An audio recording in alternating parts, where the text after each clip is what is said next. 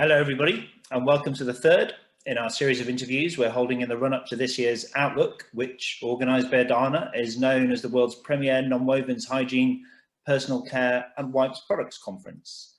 And my name's Haydn Davis, and I'm the editor here at Sustainable Nonwovens, and we're a media partner with EDANA, and we're working closely to bring you a sneak preview of what you can expect at this year's event. Today, it's my pleasure to welcome Gil Stevens. Gil is the External Relations and Sustainability Director at EDANA. So, Gil, how is EDANA adapting to online conferences? And do you believe that this will be the norm going forward? Perhaps in the future, hybrid events will become a regular occurrence? It's quite possible indeed. The EDANA marketing events team, of course, saw from the onset of the COVID crisis that adapting its events and training courses to an online platform is a must. We can, of course, not predict what the norm in the future will bring, but we can see from talking with peers in the event business that hybrid formats will become mainstream, if not the preferred format for the coming years.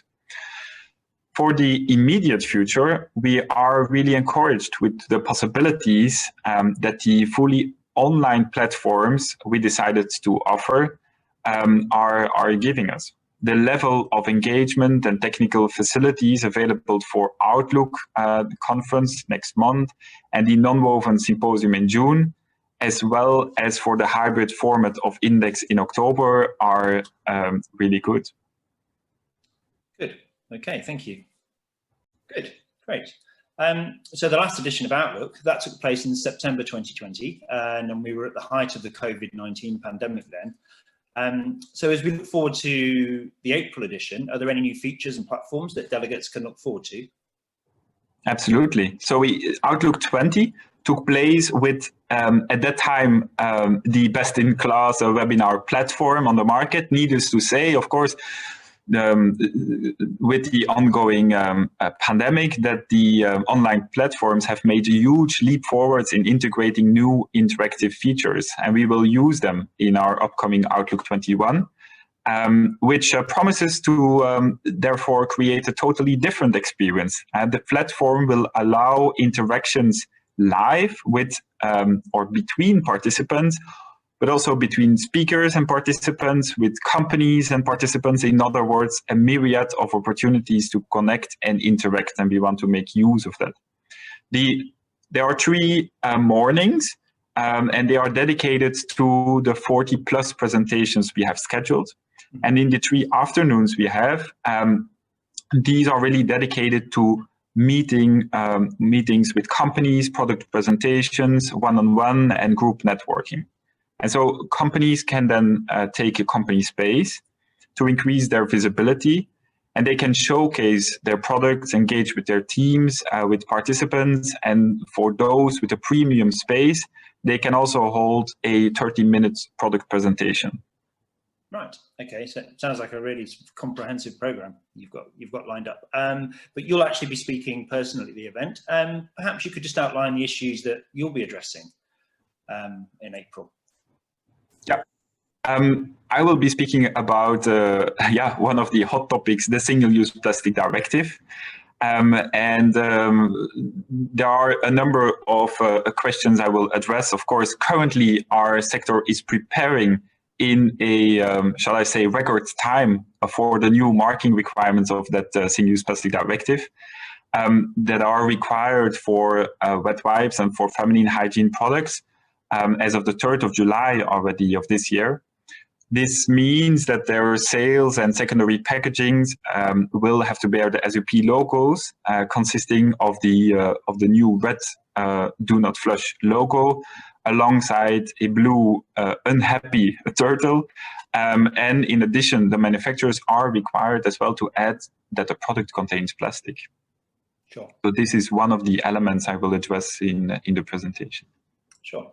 So, as you say, the directive comes into force later this year.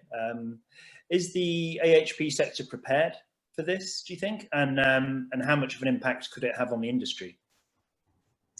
The companies are preparing as we speak, preparing to change their artwork on their products.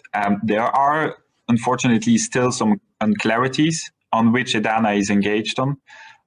Obviously, the definition of plastic has not been clarified by the European Commission, but also labels that need to be applied in, for example, Irish in Ireland. There are still some unclarities, and also some member states seem to increase the scope beyond what is outlined in the Single Use Plastic Directive. So I will also address these in my upcoming presentation at Outlook. And of course, there is the extended producer responsibility for wet wipes, for which the first discussions have started at member state level. Okay.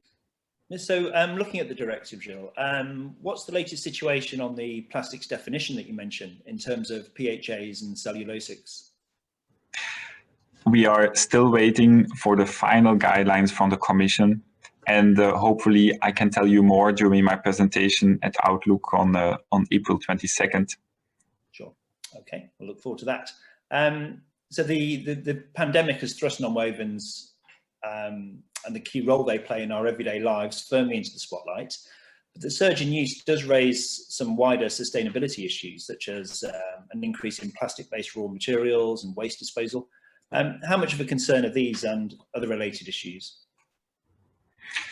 Well, the COVID-19 pandemic has clearly demonstrated the essential nature of some of the nonwoven disposable products, and more people than ever before realize the necessity, for example, of face masks and medical gowns, antibacterial wipes.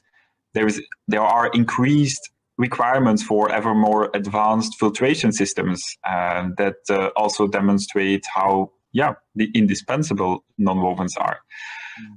To that extent, EDANA's communication campaign, The Nonwovens You Say, illustrates these benefits and challenges in a clear and comprehensive way, and also serves as a clear message to get that across to regulators. Okay. So sustainable practices that we're discussing and a push towards a circular economy, they're driving innovations in the AHP sector.